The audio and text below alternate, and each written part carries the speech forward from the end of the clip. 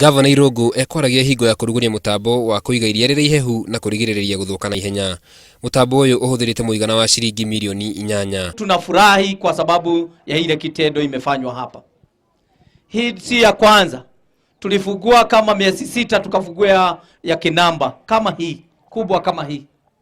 Na najua baada ya wiki 3 tunaenda kufungua ya Nyabogishi.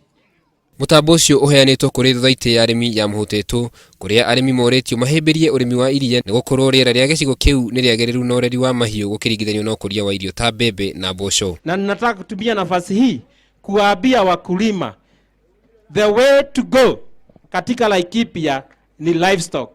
Wachana na hii maneno ya mahidi peke yake. Ni lazima tu diversify, na ile potential kubwa sana tuko nayo ya livestock ni zaidi ya bilioni 15. Oho thirikari ya kaunti iyo ni iranire guteithiriria arimi na njira ya kumahe mbegu njega cia guciarithania mahiu iria cioikaine kuruta iria ringi hamwe na guthomithia arimi mangi megie urimi wa mahiu wa kiriu.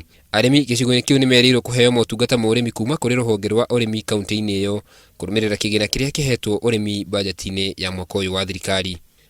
Speaker wa bunge ya kaunti ya Laikipia hamwe na atongoria gicigo-ini kiu ni manyitite mubango ucio mbaru makiuga ni uguteithiriria handu hanene hari kugaciria miturire ya aikari a kaunti iyo aingi ao mari arimi a mahiu.